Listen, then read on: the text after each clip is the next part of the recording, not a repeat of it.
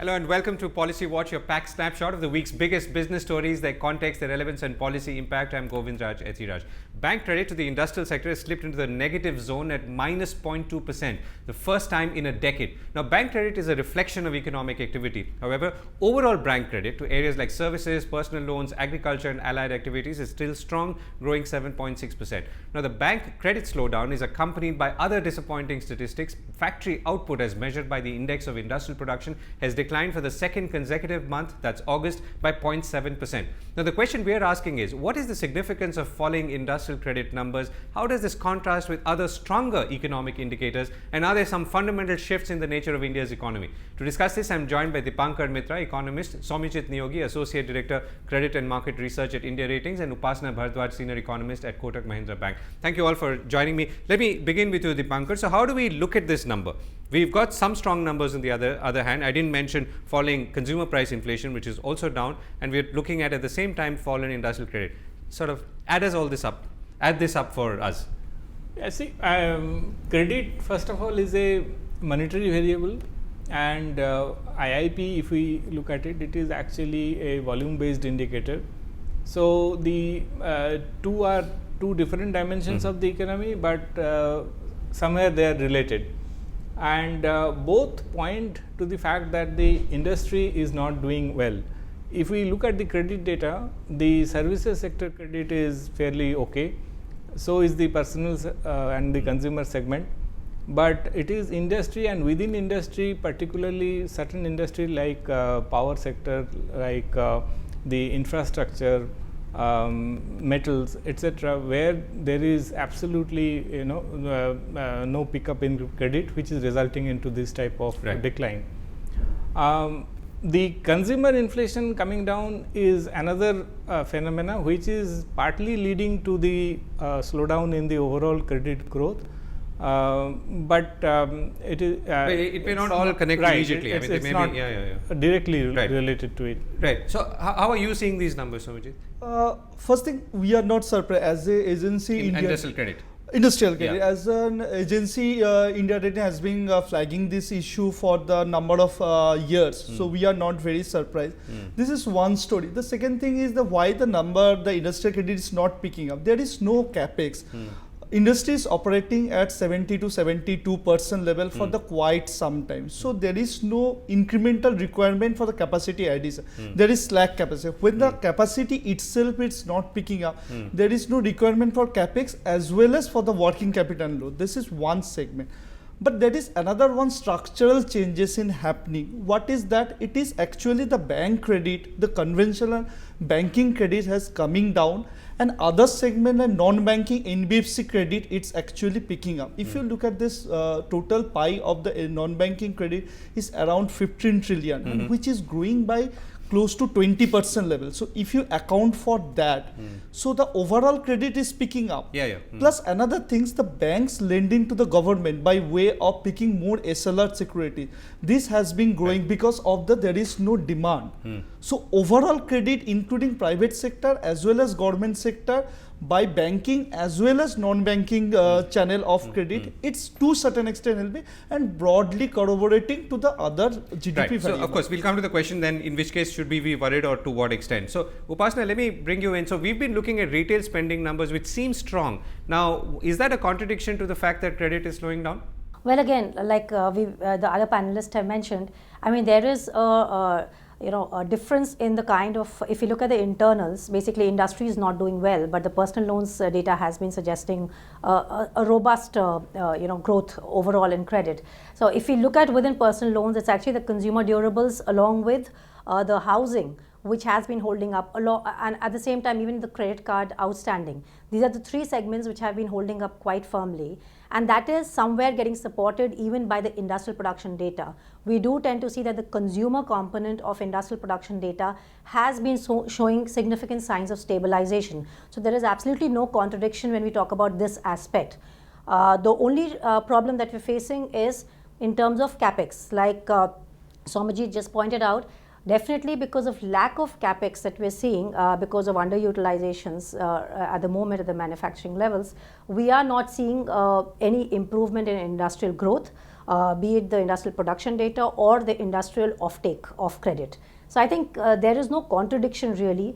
It is the internals wherein we have to dissect and look at whether there is a contradiction, where I don't really see any contradiction really. Okay, so let me come back to you, Dipankar. So if we are saying that we should not be too concerned, I mean to the extent that this is not affecting other parts of the economy, then is there a structural shift in this economy which therefore we should now accept? Certainly there is. The fact that the service sector share itself is growing at a rate much higher than the industrial growth itself will mean that the economy is becoming less credit intensive, because industry being the most credit intensive in nature. So the overall credit demand, or is that something that we should be worried about at all? That's not entirely if you a were bad to look thing. A little ahead, it is a structural shift which is inevitable. It is the way the economy, the world economy is changing. It is the way a emerging market, going towards a developed economy would in any case face. Right. So the economy will become more and more service intensive, and credit so does demand this, to for that instance, compare with, let's say, developed countries where bank credit to non-industrial sector will be proportionately much higher than, let's say, industrial sector? Yeah, but there one thing is different is that the role of the market-based funding is much higher.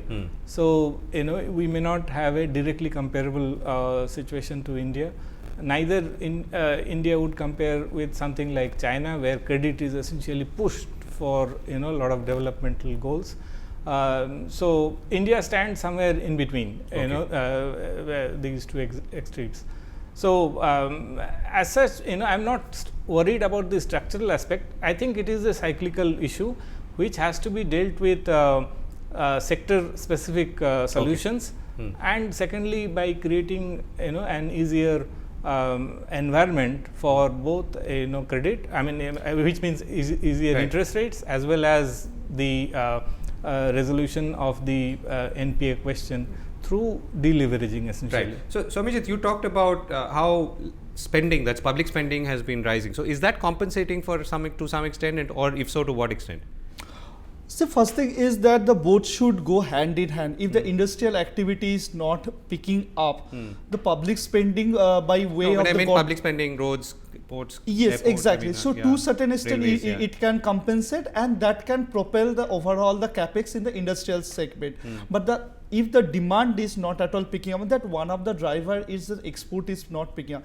During the growth phase, that what we have experienced, that the export growth was phenomenal, 2025, and barely we are managing some growth or managing the number. So that segment is decline. Decline actually. That's sometime we are just managing. So that segment is not contributing, and that's a huge gap. It's actually coming up.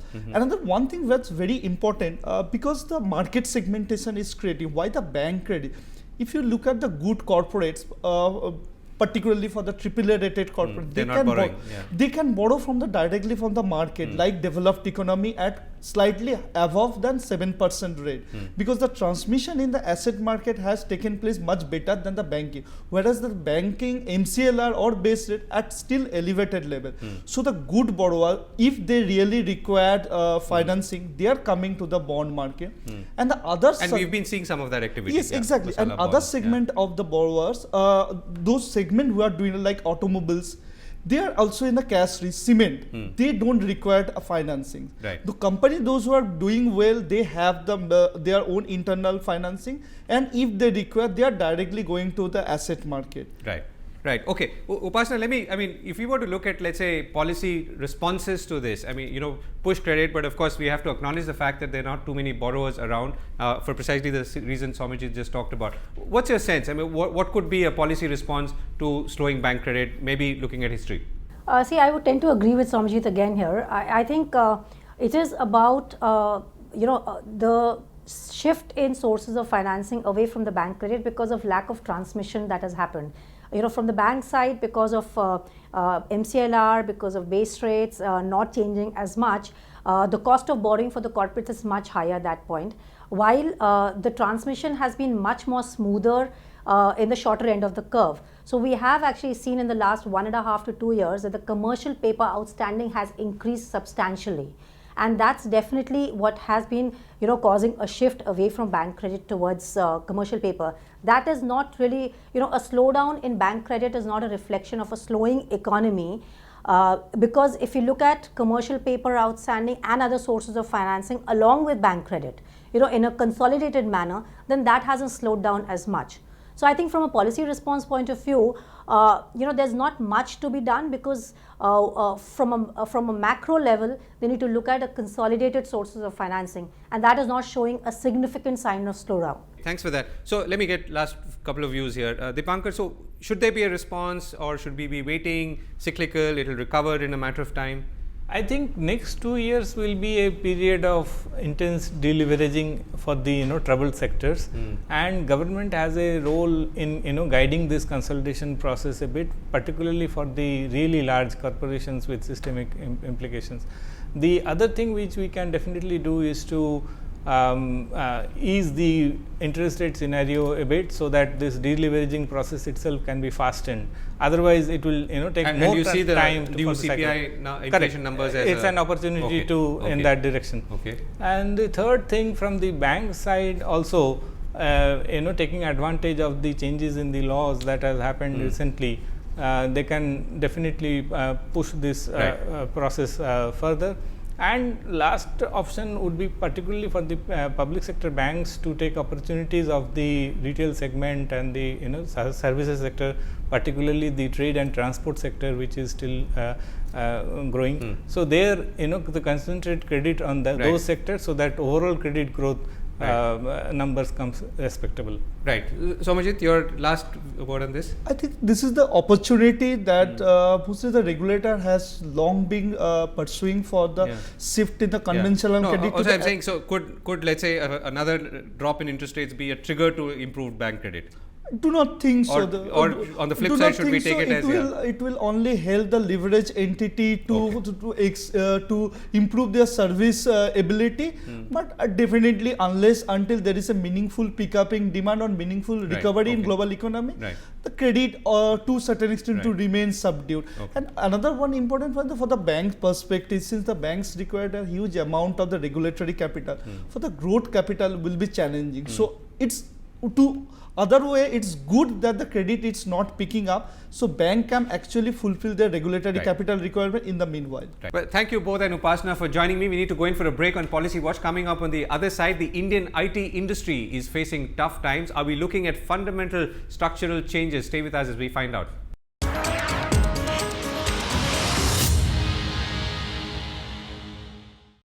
Welcome back to Policy Watch. It's been a story that has thrived for 17 years and began in some ways with the year 2000, when Indian information technology companies started seeing the first major surge for their services. Now, for the first time since then, the Indian IT success story is coming under strain in a way perhaps not seen before. Two top IT companies, TCS and Infosys, have disappointed markets either because of slower growth or a lower guidance for the future. Most times, this would not have been a concern for the $108 billion industry. But this time, the feeling is that there are some fundamental shifts happening in the nature of demand for IT services and the ability of Indian companies to respond. So the question we are asking is, could this have a larger fallout on India's IT story, and how should we respond if so? To discuss this, I am joined by S. Ramadorai, former chairman of TCS, Ganesh Natrajan, former chairman of NASSCOM, and Sudip Bandopadhyay, chairman of Inditrade Capital. Thank you all for joining me. So, Mr. Ramadorai, let me begin with you. So, first question, why is it that there is so much concern about Indian IT and its ability to respond to what seems to be some very fundamental forces of change? Couple of things I want to articulate. One is, if you look at the technology transitions that are happening, whether it is the Internet of Things, whether it's the cloud-based computing, the kind of infrastructure and the mobility as well as analytics, which is data-driven completely, you are seeing a complete shift in the way the technology transitions are happening. If you look at any company in the world, how they are adapting to this technology, how they are relating to the customers, and also how customers are adapting to these changing technologies is very, very fundamental. Second that is happening is the learning is so fast across that the customer experience has completely taken a different dimension. These days, all you hear is about artificial intelligence, about the spread of robotics, about the transition in the jobs, and the kind of computing challenges, including biological computing, etc., which are taking shape at a rapid pace. Having said that, the Indian companies have been growing phenomenally in the last decade or so, with profits which have been a benchmark for any industry. So, when you are seeing these technology changes as well as the kind of transitions that are happening and the growth that has taken place, the people's expectations have been, can we sustain this kind of a moment all along with the same kind of growth and the same kind of profitability, irrespective of the size or shape of the company. So, the transformation that is happening is adopting to the new technology, new companies emerging, funding for those new startups, as well as the existing large players adopting these new technologies at a rapid pace. And next and last but not the least, some of the geographical challenges, whether it is the Brexit, whether it is the EU, whether it is the US, whether it is the other parts of the world. So, when all of the things are coming at the same time, the transitions may take some time in some cases, but fundamentally I believe the opportunities with the reskills and the invention will happen, and it is only a question of time before we are going to see some opportunities for the Indian IT sector. Okay, so I'm going to come back on the skilling part, Mr. Ramadorai. Sudip, what's your sense? So, as a market person, markets are a barometer. Markets have become very uncertain. I mean, analysts are saying that they don't expect things to improve. They're predicting doom, at least in terms of growth. Why is that? Well, I think, Govind, if you really look back, the reality is even the companies themselves are not sure what's going to happen next quarter or the quarter after. So, how can an analyst predict FY18 numbers? Look at what happened at Infosys. They had an excellent quarter, excellent results. If you really analyze the results they have published. But their guidance, they have toned down the guidance because they are not sure how the next quarter is going to pan out. As Mr. Ramadorai said, there are too many things which are happening as far as this entire space is concerned. And I think artificial intelligence, IoT, Internet of Things, machine learning, big data is changing the way companies want to consume technology services. Indian IT companies are probably not on the top form there. They need to still do a lot of catching up. I think Infosys is moving fast. TCS is also working on that direction. It will take some time. I don't know whether it's a couple of quarters, couple of years, but it will take some time before they are there. Correct. But and these are all companies. I mean, absolutely, it's got nothing to do with anything specific. But is Indian IT companies going to fade out? I don't think that's the case, because fundamentally the rationale for Indian IT companies doing good in the global market still continues to remain. We have the skilled manpower, we have the cost advantage, we have the delivery capability, so nothing has changed. So I'm sure Indian IT companies, they are world-class companies, they will come back. Couple of quarters of turbulence, couple of quarters of ups and downs we will see, but Indian companies are there to stay. Okay, so let me get Ganesh. Let me put a similar question to you, Ganesh. There is a sense that IT industry is facing headwinds that it will be unable to respond to. What's your sense? Well, I don't know about the unable to cope, but it certainly is facing headwinds, because right from the US election slowdown, the whole Brexit problem, and of course the big move towards digital transformation, I think there are serious headwinds, and at least for the next 2 years, I would be surprised if we can even register double-digit growth. Right. So, how many of these forces are cyclical and how many non-cyclical, and what could sort of stay on and make life either difficult or otherwise? Well, I think digital transformation clearly is here to stay, because I think the whole industry is moving towards more of as a service, which really means use of microservices, use of platforms, which really means that the large deals that used to happen in IT outsourcing, application outsourcing, infrastructure will probably not be there. So that is something that is much more secular in nature. The other two, of course, I mean, the US elections problem will get over by February. The Brexit problem should probably take a year or so, but I think the big one to watch out for is digital. Right. So, Mr. Ramadorai, the question then is that, to what extent, and even Sudip here said this, that is the IT industry geared for this? Because I think that's where there seems to be some concern on whether the ability to adapt and the ability to migrate is sound enough. See, today the IT industry is more plugged into the global context than any time in the history. So, when that kind of a change, when that kind of connectivity is there, any changes in any part of the world is immediately plugged into the thinking process of any of the global companies, including the IT companies. To me, the reinvention will certainly happen. It's only a question of time before we adopt some of these in terms of application on the ground. So I would not be worried that we are going to have a lag on enormous lag, etc. But the things that need to play out are how the Brexit is going to play out, how the US elections is going to play out, how the economies are going to play out. But technology absorption and relating that technology to the customer base is the creative part of the industry, and we are very well aware of that, and we are very well positioned to adopt those. The large deals which was mentioned is again, I think it is geography based to some extent, where some of the large deals will still emanate out of India and some of the other parts of the world, may not be in the US or may not be in Europe, but certainly in other parts of the world. If there are fundamental shifts, which call for reskilling, relearning, because the industry has been growing steadily, but it has been growing in a manner that was predictable or predicted. And we are talking about perhaps some fundamental shifts here, and we'll come back to the skilling question in a bit. But are you, as someone who watches the industry, who obviously invests or recommends their stocks, comfortable with this? Well, I think lots of these Indian IT companies are working very hard to kind of tune in to these new trends. I think all the top companies, even a lot of these mid-tier IT companies, are working on it. They still have some way to go. They need to catch up, but they are working on it.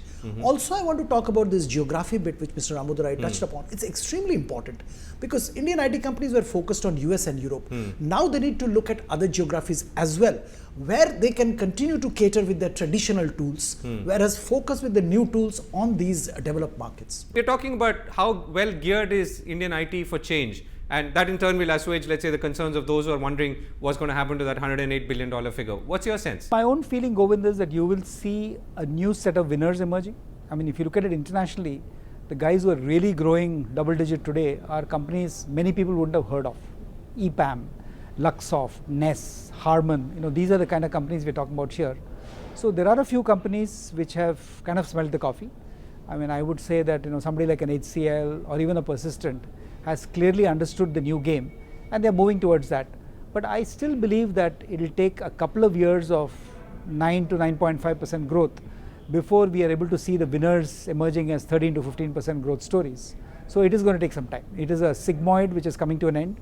The new sigmoid is beginning to start, and we'll have to wait and see what happens. Right. So, Ganesh, I mean, and I'm going to come to Mr. Ramadorai in a moment for, what we should be looking at as a policy response. What's your sense? I mean, given that this is what we are facing, given that there are some gaps, particularly in terms of knowledge and skills, what should we be doing? I think policymakers should certainly see what they can do to support the product ecosystem, because I think the next wave clearly is products, platforms, solutions out of India, and not so much continuing growth in services.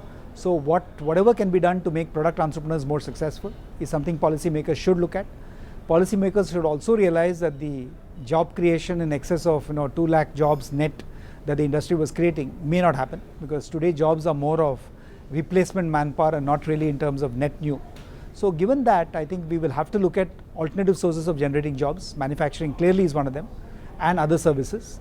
But we should look at the IT industry as products, more foreign exchange creation, but not the traditional manpower intensive route, but much more the product and solution related route. So Mr. Ramadorai, as a policy implementer and to some extent a maker, how would you respond to this? I mean, what should we be looking at, and how should we be to some extent hedging our bets? The thing that we have to look at the next wave is can we create 100 or 1,000, anywhere from $50 million to $1 billion companies over the next decade or so, which creates a larger ecosystem than any time in the past.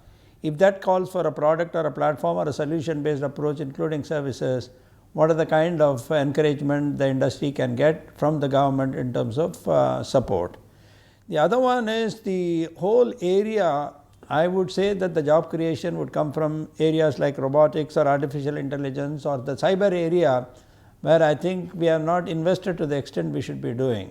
I think these are opportunities which are going to be integral part of any manufacturing this country may take up, and or any of the infrastructure security as well as the whole security of the country itself across all sectors. These are opportunities which are unimaginable, and the more we invest starting from the school level right through to the college or the university level, we are going to be better off, and we must encourage this in the length and breadth of the country. Right, Mr. Ramadorai. So, Sudip, again, a very sort of bottom line question. Are you buying or selling IT at this point?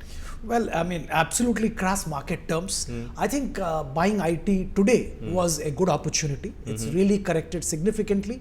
And I don't believe anything worse can happen. Pretty much all the bad news was factored in.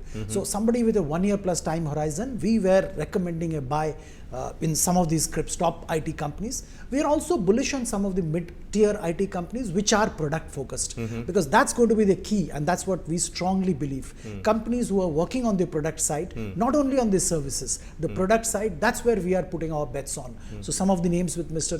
Natrajan mentioned, absolutely perfect, and we are recommending a buy on those companies. Right. So, Mr. Ramadorai, can I come to you for the last word? So, for those who are concerned, this is after all one of India's biggest export earners, job creators. What's the future, the immediate future looking like? See, I think with the kind of base we have built over these years across all the companies, and the focus on increasing the ecosystem, including a product play plus a services play, we have to be patient, and I won't be unduly worried. And the point that was made with regard to buy or a sell, I think we have to bet on this industry because it has matured quite a bit. It knows how to apply the technologies in a very quick time. It knows how to seek opportunities in any part of the world. So I think I won't be worried, other than saying that we must invest, and we must invest for the future, and innovation is what is going to drive this industry and this country. Mr. Ramadorai, Ganesh and Sudip, thank you so much for joining me. That's all we have time for on Policy Watch this week. We'll be back next week, same time. Thanks for watching.